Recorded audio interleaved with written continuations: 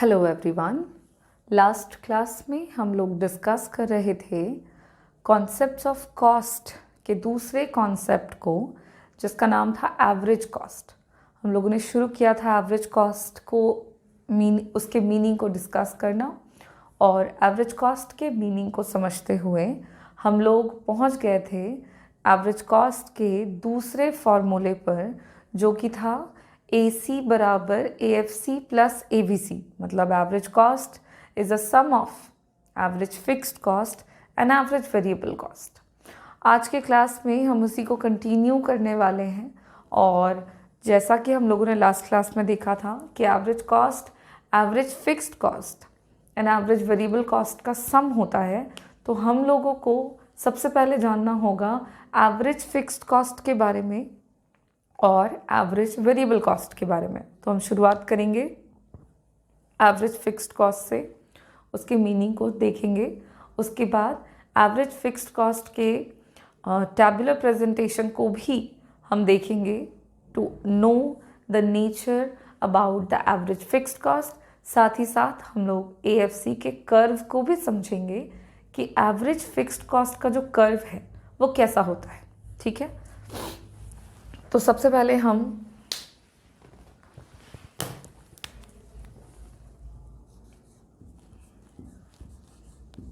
समझते हैं average fixed cost AFC। Average fixed cost को हम शॉर्ट में कहते हैं AFC। अब देखेंगे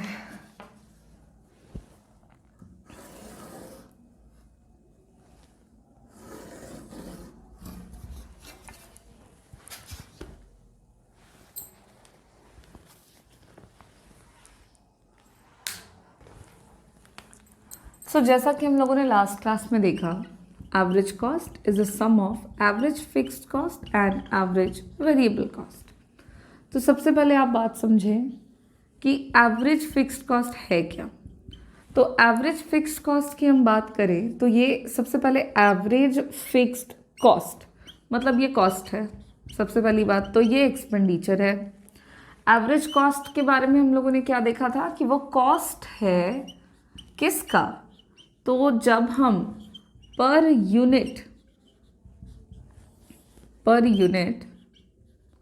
आउटपुट को प्रोड्यूस करते हैं, पर यूनिट आउटपुट को बनने पर जो भी खर्च होता है हम उसे एवरेज कॉस्ट कहते हैं।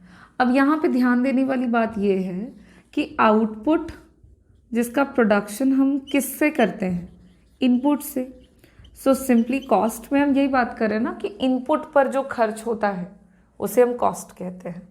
तो किसी भी तरह के गुड्स एंड सर्विसेज को बनाने में इनपुट्स लगते हैं, और ये इनपुट्स की अगर हम बात करें तो जो इनपुट होते हैं वो दो तरह के होते हैं। इनपुट दो अलग अलग टाइप के हो जाते हैं, हम लोगों ने पढ़ा है in the short period of time. कुछ हो जाते हैं फिक्स्ड इनपुट, कुछ हो जाते हैं वेरिएबल इनपुट। मतलब अगर कहें कि किसी भी तरह के गुड्स को बनाने में फिक्स्ड फैक्टर्स यानी कि फिक्स्ड इनपुट्स लगते हैं और वेरिएबल इनपुट्स लगते हैं, तो हम ऐसा कह सकते हैं, बिल्कुल कह सकते हैं, क्योंकि आउटपुट बन रहा है इनपुट से, और ये इनपुट ही तो दो तरह के हैं। तो अगर डायरेक्टली बोलूँगी कि दो तरह के इनपुट से आउटपुट को बनाया जाता है तो सही है, कह सकते हैं। अब हम लोगों को जानना है एवरेज फिक्स्ड कॉस्ट के बारे में। यहाँ पे एक टर्म है एवरेज फिक्स्ड कॉस्ट।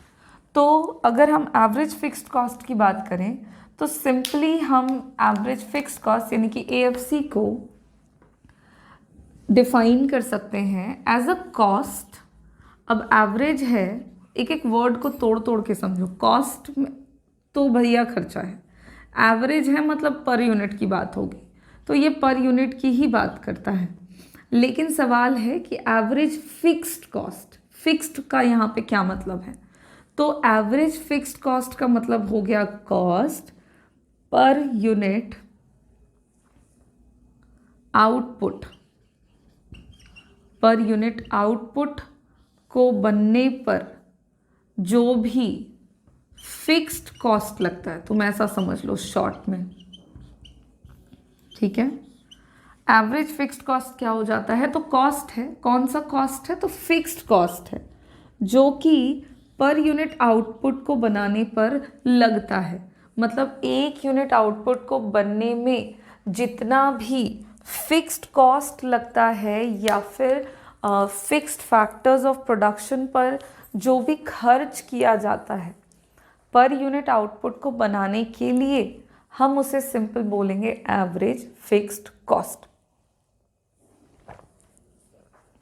अब क्योंकि एएफसी जो है वो फिक्स्ड कॉस्ट के बारे में बात करता है, वो भी पर यूनिट आउटपुट को बनने में लगने वाले फिक्स्ड कॉस्ट की बात करता है, तो अगर हम एएफसी के फॉर्मूले की बात करते हैं कि एएफसी का फॉर्मूला क्या है, कैसे निकालेंगे हम एवरेज फिक्स्ड कॉस्ट को, तो एवरेज फिक्स्ड कॉस्ट को अगर हम इस इक्वेशन के साथ जाएं, इस फॉर्मूले के साथ जाएं जहाँ पे एसी सम है एएफसी एंड एवीसी का, तो क्या हम ऐसा कर सकते हैं कि एवरेज कॉस्ट में एवरेज वेरिएबल कॉस्ट को घटा दें तो एवरेज फिक्स कॉस्ट निकल आएगा? बिल्कुल हम ऐसा कर सकते हैं। क्या यही एक फॉर्मूला है या और भी हो सकता है? तो भाई जवाब है और भी हो सकता है।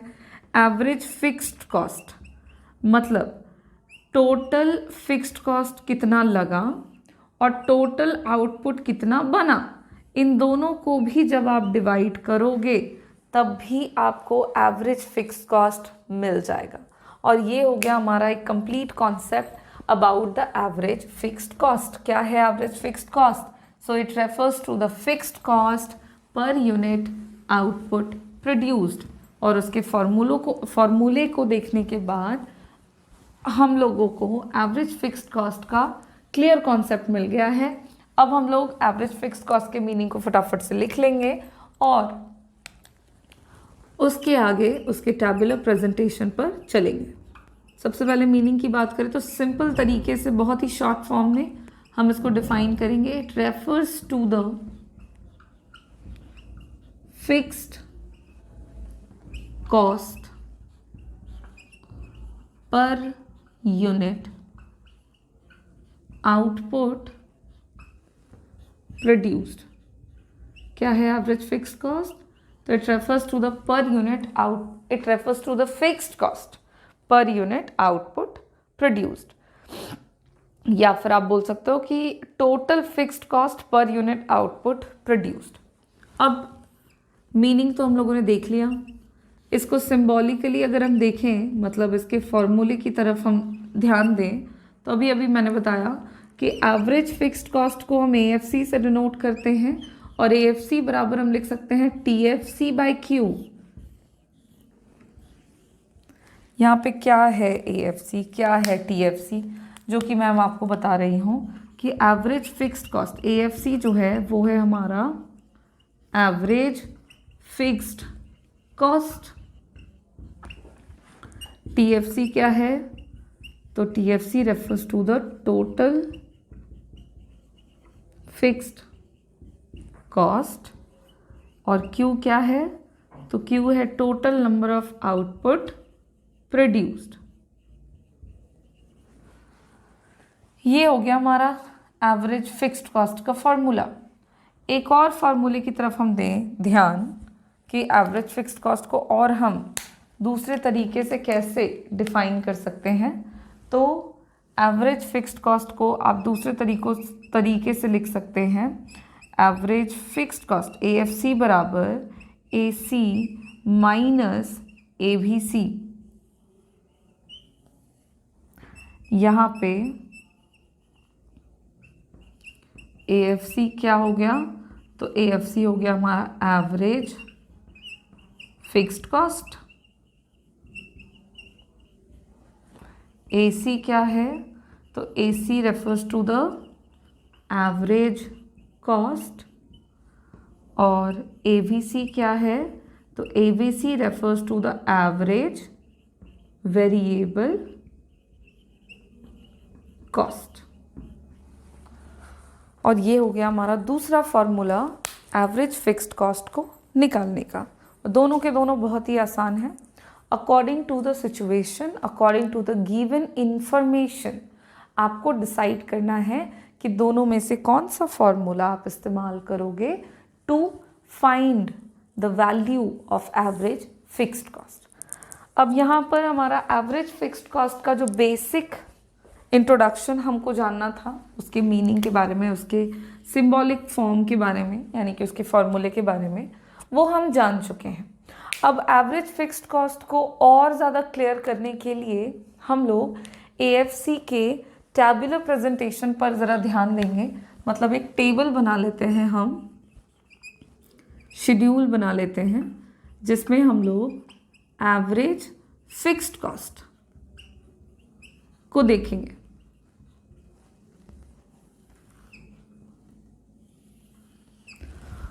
और टेबल में हम इस फॉर्मूले का इस्तेमाल करके एएफसी का वैल्यू निकालेंगे। तो अकॉर्डिंग टू दिस फॉर्मूला हमें आउटपुट प्रोड्यूस चाहिए और टोटल फिक्स्ड कॉस्ट चाहिए। तो यहाँ पर हम दो वेरिएबल ले लेंगे ताकि हम एवरेज फिक्स्ड कॉस्ट को निकाल सकें।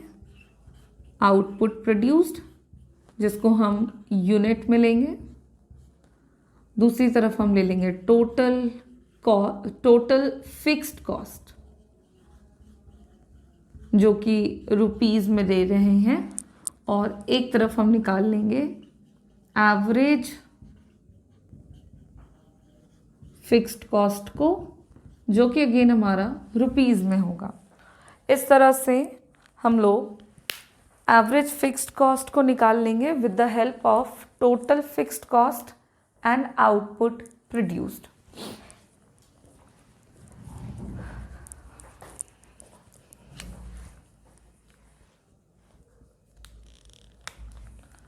अब यहाँ पे हम आउटपुट का प्रोडक्शन इनिशियली ले लेते हैं 0, ठीक है। 0 से लेकर हम आउटपुट के प्रोडक्शन को यूनिट वाइज बढ़ाते जाएंगे और इसको हम बढ़ाते बढ़ाते पहुँच जाएंगे 10 यूनिट्स तक, ठीक। अब according to the output produce total fixed cost, TFC, total fixed cost के बारे में आपको पता है कि ये हमारा फिक्स्ड होता है, भले आउटपुट का प्रोडक्शन करें या ना करें। तो जब आउटपुट का प्रोडक्शन है 0, तो हम मान लें कि टोटल फिक्स्ड कॉस्ट है ₹10, ये लगेगा ही, प्रेजेंट रहेगा। फिर जब आउटपुट का प्रोडक्शन है 1, तब भी टोटल फिक्स्ड कॉस्ट रहेगा 10, 2 पर भी 10, इसी तरह से 3 पर भी 10, 4 पर भी 10, 5 पर भी 10, 6 पर भी, 7 पे भी, 8 पे भी, 9 पे और 10th पे भी। और इस तरह से हम देख पा रहे हैं कि जो टोटल फिक्स्ड कॉस्ट है वो हमारा प्रेजेंट है जब आउटपुट का प्रोडक्शन है 0। सिर्फ प्रेजेंट ही नहीं है, बल्कि जब आउटपुट का प्रोडक्शन हमारा इंक्रीज भी कर रहा है, तब भी हम देख पा रहे हैं कि टोटल फिक्स्ड कॉस्ट में किसी भी तरह का कोई भी चेंज हमें देखने को नहीं मिलता है और ये हमारा फिक्स्ड ही रहता है। फर्स्ट लेवल ऑफ आउटपुट पर भी TFC फिक्स्ड और 10th यूनिट ऑफ आउटपुट पर भी टोटल फिक्स्ड कॉस्ट हमारा फिक्स्ड है। ये TFC के इस नेचर को हम लोगों ने अपने लास्ट क्लास में डिस्कस किया है कि टोटल फिक्स्ड कॉस्ट हमारा हमेशा फिक्स्ड ही होता है, भले आउटपुट का प्रोडक्शन हम कुछ करें या ना करें। तो ये तो हो गया भाई टोटल फिक्स्ड कॉस्ट। अब हम लोग निकाल लेंगे वैल्यू एवरेज फिक्स्ड कॉस्ट का, और एवरेज फिक्स्ड कॉस्ट के वैल्यू को हम निकालेंगे with the help of TFC by Q, मतलब टोटल फिक्स्ड कॉस्ट को Q से डिवाइड करके। तो simply 10/0, anything is divided by 0 gives you indeterminate value, जिसको आप इन्फिनिटी कह सकते हैं। In some manner, not always but in some particular manner, आप इसको इन्फिनिटी कहोगे। तो स्टार्टिंग में हमारा एवरेज फिक्स्ड कॉस्ट जो है वो 0 आया। फिर 10 को 1 से डिवाइड करेंगे, तो 10 डिवाइडेड बाय 1, तो आ जाएगा हमारा वैल्यू कितना, 10। फिर 10 डिवाइडेड बाय 2, तो 10 को 2 से डिवाइड करेंगे तो वैल्यू आएगा 5। फिर 10 डिवाइडेड बाय 3, तो वैल्यू आ जाएगा 3.33। उसके बाद 10 डिवाइडेड बाय 4, तो वैल्यू आएगा 2.5। 10 डिवाइडेड बाय 5, तो वैल्यू आ जाएगा 2। 10 डिवाइडेड बाय 6 तो वैल्यू आ जाएगा 1.6। 10 डिवाइडेड बाय 7 रिजल्टिंग वैल्यू आएगा 1.4। 10 डिवाइडेड बाय 8 वैल्यू आ जाएगा 1.2। 10 डिवाइडेड बाय 9 वैल्यू आएगा हमारा 1.1 and 10 divided by 10 gives you 1। अब यहाँ पे एक ही आप पॉइंट के बाद एक ही डिजिट लें, उससे ज़्यादा की ज़रूरत नहीं है क्योंकि आप ग्राफ में उससे ज़्यादा दिखा भी नहीं पाएंगे। तो यहाँ पे हम क्या देख रहे हैं, आप देख सकते हो क्लैरिटी के साथ कि जब आउटपुट का प्रोडक्शन है 0 देन हमारा एवरेज फिक्स्ड कॉस्ट है इन्फिनिटी, ठीक है। फिर जैसे जैसे आउटपुट का प्रोडक्शन हमारा बढ़ता गया है, जैसे जैसे ये इंक्रीज़ हो रहा है, वैसे वैसे हमारा जो एवरेज फिक्स्ड कॉस्ट है इसका वैल्यू डिक्रीज़ होता जा रहा है। मतलब आउटपुट प्रोडक्शन के इंक्रीमेंट के साथ एवरेज फिक्स्ड कॉस्ट का जो वैल्यू है वो घटता जा रहा है। मतलब इस टेबल से हमें क्लैरिटी से एक चीज़ तो समझ में आ रही है कि देयर इज़ इन्वर्स रिलेशनशिप, उल्टा संबंध है average fixed cost and output produced के बीच में। आउटपुट का प्रोडक्शन हम जैसे जैसे यूनिट वाइज बढ़ाते जाते हैं, जो एवरेज फिक्स्ड कॉस्ट होता है वो हमारा घटता जाता है। जब आउटपुट का प्रोडक्शन हमने बढ़ा के 1 से कर दिया है 10 यूनिट्स, तो हम देख पा रहे हैं कि जो हमारा एवरेज फिक्स्ड कॉस्ट है वो घट करके हो गया है from 10 rupees per unit to 1 rupees per unit. तो मतलब AFC हमारा घटता जाता है जैसे जैसे आउटपुट प्रोड्यूस्ड बढ़ता जाता है। भाई एक पॉइंट या रिलेशनशिप तो हमें समझ में आ गया एवरेज फिक्स्ड कॉस्ट के बारे में। अब एवरेज फिक्स्ड कॉस्ट के नेचर को और भी ज़्यादा क्लियर करते हुए हम बना लेंगे एक ग्राफ, और उस ग्राफ में, उस कर्व में हम लोगों को AFC का कर्व मिल जाएगा, जिससे कि हमें और आसानी हो जाएगी AFC के नेचर को समझने में। तो कर्व बनाने के लिए हम सबसे पहले तो x और y एक्सिस ड्रॉ करेंगे।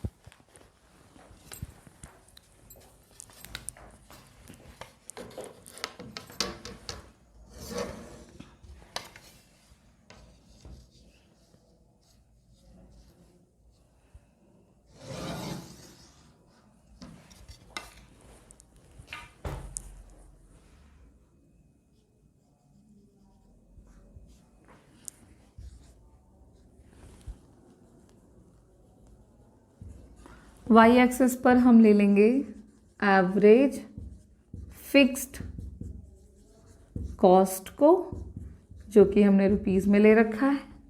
x एक्सिस पर हम ले लेंगे आउटपुट प्रोड्यूस्ड को, जिसको हम लोगों ने यूनिट्स में लिया हुआ है। नॉर्मल स्केलिंग कर लेंगे according to the value in the table. Output हम देख रहे हैं 0 से 10 है, तो 0 से 10 यूनिट्स तक हम जाते हैं। इक्वल डिस्टेंस का ध्यान रखते हुए आप यहाँ पर स्केलिंग करोगे।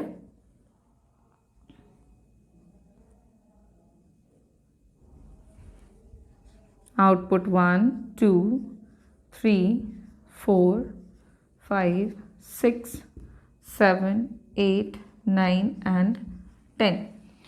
एवरेज फिक्स्ड कॉस्ट को हमने y एक्सिस पे लेना है, तो यहाँ पे भी हम मिनिमम वैल्यू और मैक्सिमम वैल्यू देख लेंगे। तो ये भी हमारा 1 से 10 तक ही गया है, तो हम भी इसका स्केलिंग कुछ इसी तरह से करेंगे इक्वल डिस्टेंस के साथ। ज़रूरी नहीं है आप 1 का ही गैप लो, आप कम का भी ले सकते हो, आप और ज़्यादा का ले सकते हो। हम यहाँ पे एक एक का गैप ले रहे हैं, 1 2 3 4 5 6 7 8 9 एंड 10। अब हमारी स्केलिंग जो है वो हो चुकी है। अब जो वैल्यूज टेबल में गिवन है या जो हमने लिए हैं एवरेज फिक्स्ड कॉस्ट को समझने के लिए, उन्हीं वैल्यूज़ की मदद से हम यहाँ पर कॉमन पॉइंट्स बनाते जाएंगे और हमें एवरेज फिक्स्ड कॉस्ट का कर्व मिल जाएगा।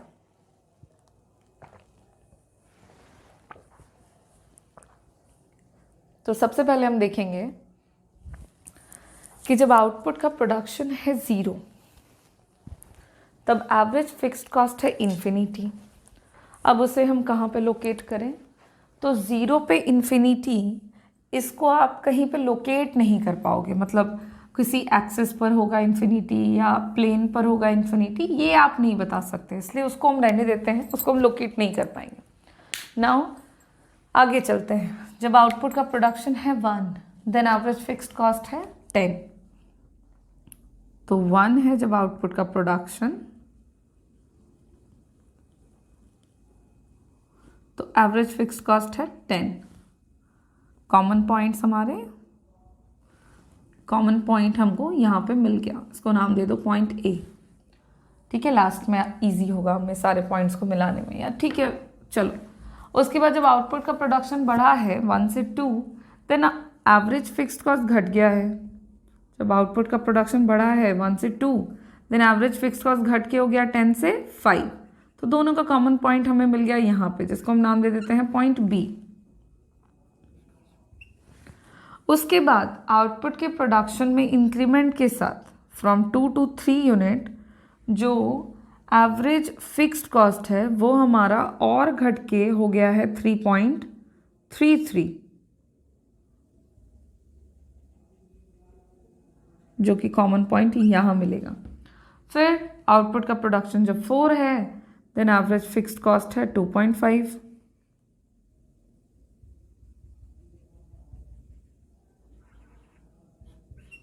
अगेन एवरेज प्रोडक्शन बढ़ के हो गया 5, सॉरी आउटपुट प्रोडक्शन बढ़ के हो गया 5 और एवरेज फिक्स्ड कॉस्ट जो है वो घट करके हो गया है 2। तो दोनों का कॉमन पॉइंट यहाँ पे।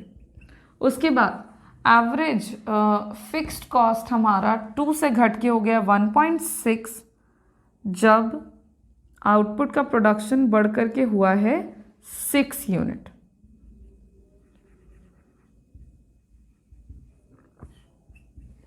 अगेन एवरेज फिक्स्ड कॉस्ट हमारा हो गया है 1.4 जब आउटपुट का प्रोडक्शन हुआ है 7। उसके बाद एवरेज प्रोडक्शन हमारा 1.2 हो गया है और घटा है जब आउटपुट का प्रोडक्शन है 8। एक बार फिर से एवरेज प्रोडक्शन 1.1 कम हो चुका है जब आउटपुट का प्रोडक्शन है 9 और 10th unit of output produce पर AFC घट करके हमारा हो गया है 10। AFC घट करके हो गया है 1 जब आउटपुट का प्रोडक्शन बढ़ करके हो गया है हमारा 10 IJ। अब हम लोगों को यहाँ पे कॉमन पॉइंट्स मिल चुके हैं, जैसा कि हम देख पा रहे हैं कि हम लोगों को जितने भी कॉमन पॉइंट्स थे वो मिल चुके हैं AFC और आउटपुट प्रोड्यूस्ड के बारे में। और इन सारे कॉमन पॉइंट्स को जब हम मिला देंगे तब हम लोगों को एवरेज फिक्स्ड कॉस्ट का कर्व मिल जाएगा।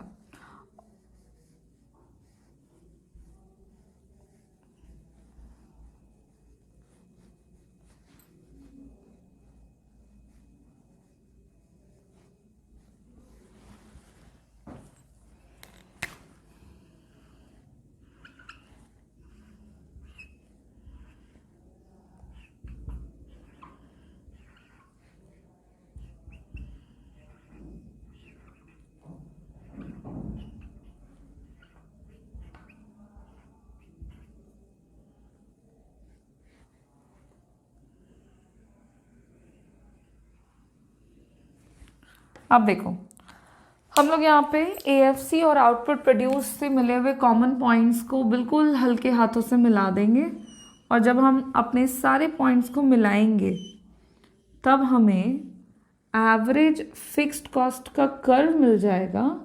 और इसके कर्व को जब हमने देखा, इसको सबसे पहले तो नाम दे दो एवरेज फिक्स्ड कॉस्ट AFC।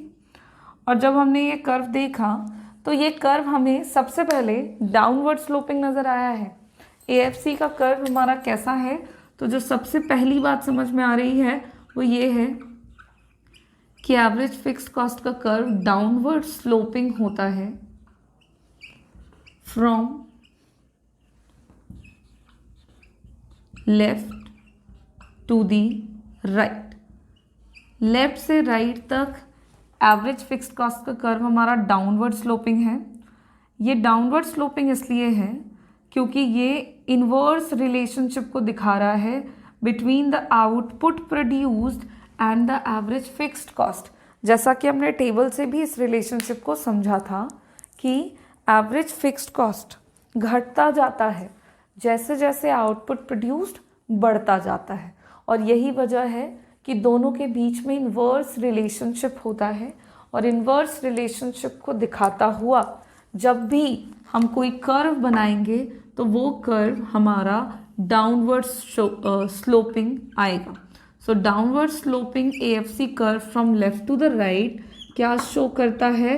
तो इट शोज और इट शोइंग इन्वर्स रिलेशनशिप। ये इन्वर्स रिलेशनशिप को दिखाता है between the output produced and average fixed cost. ये हो गई पहली बात about the average fixed cost curve. अब AFC के बारे में हमें और भी एक दो बातें जाननी हैं, जैसे कि सबसे पहले तो हम जान चुके हैं कि ये डाउनवर्ड स्लोपिंग है, क्यों है। दूसरी बात कि एवरेज फिक्स्ड कॉस्ट का जो कर्व है, इसका जो शेप होता है, इसका जो आकार है, ये तो इसका स्लोप है, ढाल है जो कि डाउनवर्ड है। अगर हम शेप की तरफ गौर करें तो एवरेज फिक्स्ड कॉस्ट का शेप होता है रेक्टेंगुलर हाइपरबोला। जो शेप होता है AFC का वो रेक्टेंगुलर हाइपरबोला होता है। अब रेक्टेंगुलर हाइपरबोले का क्या मतलब है? तो shape of a AFC curve is always rectangular hyperbola because that indicate, वो दिखाता है कि AFC कर्व के किसी भी पॉइंट पर अगर हम जाते हैं तो वो पॉइंट हमें कांस्टेंट वैल्यू देता है। ध्यान देंगे, AFC के कर्व का हर एक पॉइंट हम लोगों को कांस्टेंट वैल्यू देगा। मान लो पॉइंट B का वैल्यू हम निकालते हैं, तो पॉइंट B का वैल्यू हम कैसे निकालेंगे कि पॉइंट B पर हम देखेंगे आउटपुट प्रोड्यूस कितना है और एवरेज फिक्स्ड कॉस्ट कितना है। तो एवरेज फिक्स्ड कॉस्ट को आउटपुट प्रोड्यूस से मल्टीप्लाई करेंगे तो पॉइंट B का वैल्यू आ जाएगा। वहीं पर अगर हम पॉइंट G के वैल्यू की बात करें तो यहाँ पर भी हम देखेंगे कि आउटपुट प्रोड्यूस कितना है और हमारा एवरेज फिक्स्ड कॉस्ट कितना है, और दोनों को मल्टीप्लाई कर देंगे। तो जब भी हम एवरेज फिक्स्ड कॉस्ट को आउटपुट प्रोड्यूस से मल्टीप्लाई करते हैं तो जो रिजल्टिंग वैल्यू आता है वो आएगा टोटल फिक्स्ड कॉस्ट। और जो टोटल फिक्स्ड कॉस्ट होता है उसके बारे में हम लोगों ने बहुत पहले ही डिस्कस कर लिया है कि वो तो कांस्टेंट होता है। और यही वजह है कि AFC कर्व का हर एक पॉइंट हम लोगों को कांस्टेंट वैल्यू देता है, because AFC whenever you multiply average fixed cost with output produced, then the resulting value is always equals to total fixed cost, and the total fixed cost remains fixed at every unit of output produced. ये हो गया हमारा दूसरा reason कि क्यों average fixed cost का जो curve है वो रेक्टेंगुलर हाइपरबोला होता है। ये भी हम लोगों ने जान लिया क्योंकि AFC के कर्व का हर एक पॉइंट हम लोगों को क्या देता है, कांस्टेंट वैल्यू देता है। क्यों? क्योंकि AFC को जब Q से मल्टीप्लाई करेंगे तो हमेशा TFC मिलेगा और TFC हमेशा कांस्टेंट होगा, no matters what the level of output produced is।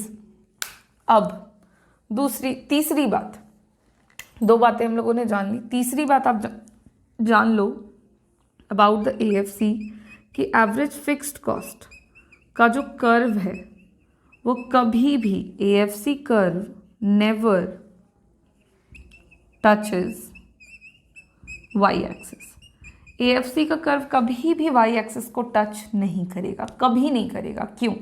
Reason क्या है? तो ऐसा होने के पीछे का कारण है कि जब आउटपुट का प्रोडक्शन होता है zero, when the output production is zero then the average fixed cost becomes infinity, and infinity को हम कभी भी किसी एक्सिस पे या किसी प्लेन पर लोकेट नहीं कर सकते। और यही वजह है कि AFC का जो वैल्यू है वो इन्फिनिटी होने के कारण एवरेज फिक्स्ड कॉस्ट का कर्व कभी भी y एक्सिस को टच नहीं करेगा। y एक्सिस को टच करने के लिए क्या होना चाहिए, 0 यूनिट ऑफ आउटपुट प्रोड्यूस पर AFC का कुछ वैल्यू होना चाहिए, तभी ये y एक्सिस को टच करेगा। But 0 unit of output produce पर AFC तो इन्फिनिटी हो जाता है और इसीलिए ये आपके y एक्सिस को कभी भी टच कट नहीं करेगा। और चौथी बात अबाउट द AFC कि एवरेज फिक्स्ड कॉस्ट का जो कर्व है इट नेवर टचेस, ये कभी भी टच नहीं करेगा x एक्सिस को, y एक्सिस को तो नहीं करेगा, साथ में साथ ये x एक्सिस को भी कभी टच नहीं करेगा। क्यों नहीं करेगा, तो x एक्सिस को टच ये कब करेगा, AFC का कर्व डाउनवर्ड आते आते आते x एक्सिस को टच तब कर देगा जब ज़ीरो किसी भी लेवल ऑफ आउटपुट प्रोड्यूस्ड पर AFC का वैल्यू अगर ज़ीरो हो जाएगा तभी एवरेज फिक्स्ड कॉस्ट का कर्व x एक्सिस को टच करेगा। बट एवरेज फिक्स्ड कॉस्ट का जो वैल्यू है वो कभी भी ज़ीरो के बराबर नहीं हो सकता है और यही वजह है कि ये कभी x एक्सिस को भी टच या कट नहीं करेगा। क्यों एवरेज फिक्स्ड कॉस्ट का वैल्यू ज़ीरो के बराबर नहीं होता, क्योंकि एवरेज फिक्स्ड कॉस्ट को हम कैसे निकालते हैं, total fixed cost by Q करके। टोटल फिक्स्ड कॉस्ट को Q से जब डिवाइड करते हैं, Q as an output produce से, तब एवरेज फिक्स्ड कॉस्ट मिलता है। यानी कि एवरेज फिक्स्ड कॉस्ट का वैल्यू डिपेंड करता है on the total fixed cost and the total fixed cost never be equal to zero. इसके बारे में तुम लोगों ने पहले ही डिस्कस किया है कि टोटल फिक्स्ड कॉस्ट तो कभी ज़ीरो होगा ही नहीं। ये तो तब भी ज़ीरो नहीं होगा जब आउटपुट का प्रोडक्शन ज़ीरो है, तो ये आगे तो कभी ज़ीरो हो ही नहीं सकता है। और यही वजह है कि टोटल फिक्स्ड कॉस्ट कभी भी ज़ीरो नहीं होता, इसीलिए एवरेज फिक्स्ड कॉस्ट भी कभी ज़ीरो नहीं होगा। और क्योंकि ये कभी ज़ीरो होगा ही नहीं तो ये कभी भी आपके एक्स एक्सिस को टच कट नहीं करेगा। और इसी के साथ ये चार बातें जो है आपको एवरेज फिक्स्ड कॉस्ट के कर्व के बारे में जाननी थी और अब आपको इसको याद रखना है, क्योंकि एवरेज फिक्स्ड कॉस्ट के बारे में हम लोग आगे जब हम लोग AFC को यूज़ करेंगे या ऑब्जेक्टिव टाइप क्वेश्चन में हमारे इसी तरह टर्म्स को पूछे जाते हैं, तो आपको याद रखना है कि ये डाउनवर्ड स्लोपिंग होता है, इसका स्लोप डाउनवर्ड होता है, नेगेटिव होता है, इसका शेप रेक्टेंगुलर हाइपरबोला होता है, ये कभी भी एक्स एक्सिस को टच नहीं करता और ना ही वाई एक्सिस को टच करता है। इसी के साथ हमारा जो एवरेज फिक्स्ड कॉस्ट का कॉन्सेप्ट हम लोगों ने शुरू किया था समझना, वो हम लोगों ने कंप्लीट कर लिया है।